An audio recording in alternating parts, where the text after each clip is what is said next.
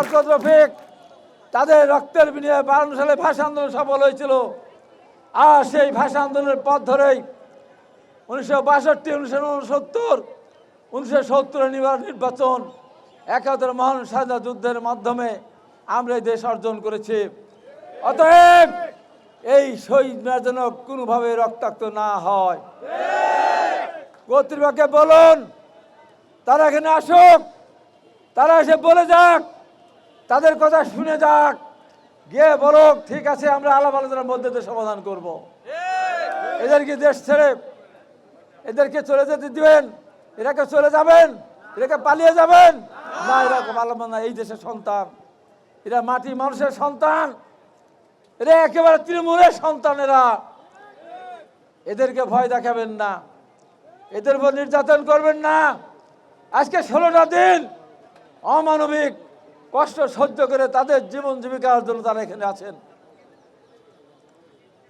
ভুয়া মুক্তিযোদ্ধা সৃষ্টি করে লক্ষ লক্ষ না কোটি কোটি টাকা মুক্তিযোদ্ধা নিয়ে গিয়েছেন। ওইগুলো বাতিল করেন, ওই অর্থ ফেরত আনেন, আর আমার এই ভাইদের সামান্য চাহিদা পূরণ করেন।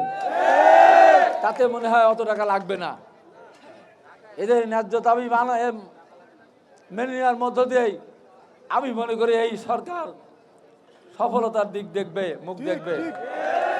আমি বলে যাচ্ছি, এখানে যদি আজকে নির্যাতন করেন, আজকে যদি এদের উপর আঘাত করেন, এই বিদের আগে আল্লাহর আরশ কেঁপে যাবে।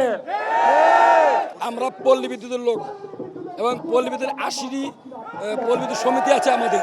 এই 80টি পল্লী বিদ্যুতের কর্মকর্তা আছে, টোটাল 45,000। এই 45,000 লোক প্রায় 16 দিন যাবৎ এখানে মানবতার জীবনযাপন করছে। যে পর্যন্ত এই 7টি দাবি আমাদের না মানা হবে, আমাদের এখানে মাঠ ছাড়ছি না। প্রথমত আগে চেয়ারম্যানকে পদত্যাগ করতে হবে, তারপরে আমাদের পল্লী বিদ্যুৎ এবং পল্লী বিদ্যুৎ বোর্ড একীভূত করতে হবে, তারপরে সকল চুক্তিভিত্তিক mediator cum messenger, line crew এবং লাইনম্যান এদেরকেও নিয়মিত করতে হবে। সোজা কথা, যতগুলো আমাদের যে চুক্তিভিত্তিক আছে সবাইকে নিয়মিত করতে হবে। এবং যেসব আমার কর্মকর্তা কর্মচারী আমার ভাইরা জেলে গেছে, তাদেরকে চাকরিচ্যুত করেছে, তাদেরকে পুনর্বহাল করতে হবে। এইরকম করে 7টি দাবি আছে। এই 7 দফা দাবি নিয়ে আজকে আমাদের 16তম কর্মদিবস চলতেছে এখানে। আসলে আমাদের প্রথম দাবি ছিল যে আমাদের বর্তমান যে চেয়ারম্যান স্যার আছে, চেয়ারম্যান স্যার আমাদের যে দপন নিপীড়ন করতেছে এবং একপেশি শুধু পল্লী বিদ্যুৎ সমিতির উপর।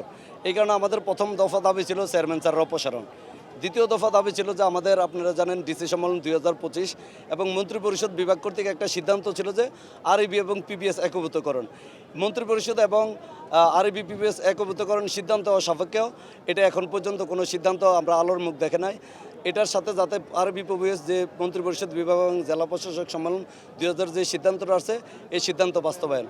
তৃতীয় দফা দাবি ছিল যে আমাদের যে সকল মিটার রিডার, মেসেঞ্জার, লাইন শ্রমিক এবং পোষ্যকোটা আছে তাদেরকে নিয়মিতকরণ, যেহেতু তারা শূন্যপদের বিপরীতে ছিল, তাদেরকে নিয়মিতকরণ। চতুর্থ দফা দাবি ছিল, আপনি জানেন যে 16 অক্টোবর পল্লী বিদ্যুতে একটা কালো রাত ছিল। রাত 2:30-এ একটা মামলা করছে আমাদের 29 জন কর্মকর্তা কর্মচারী চাকরিচ্যুত হয়েছে এবং 20 জেল 77 দিন পর্যন্ত জেল খাটছে। আমাদের যে ষড়যন্ত্রমূলক এবং মিথ্যা মামলা দিছে, এই মিথ্যা মামলা প্রত্যাহার এবং সবাইকে শপথে বহাল করা। সেই ক্ষেত্রে এই চেয়ারম্যান স্যার আইসা উনি বিভিন্ন মিডিয়াতে দিছে দেশ সংস্কারের হিসাবে লাইনম্যানদের বদলিকরণ। আসলে এটা এক হচ্ছে গ্রাহক ভোগান্তি বেড়ে গেছে, এই বদলির কারণে দুর্ঘটনার সংখ্যা বেড়ে যাচ্ছে। আমরা বলছি যে লাইনম্যানের যে বদলি, এটা বিনা শর্তে প্রত্যাহার করে নিতে হবে। গত 14 দিন পর্যন্ত আমাদের সম্পূর্ণ গ্রাহক সেবা সচল রেখে আমাদের এবং সর্বোচ্চ আমাদের 50% লোক এখানে আসছে আর 50% গ্রাহক সেবা দিচ্ছে। কোনো গ্রাহক সেবা বঞ্চিত হচ্ছে না।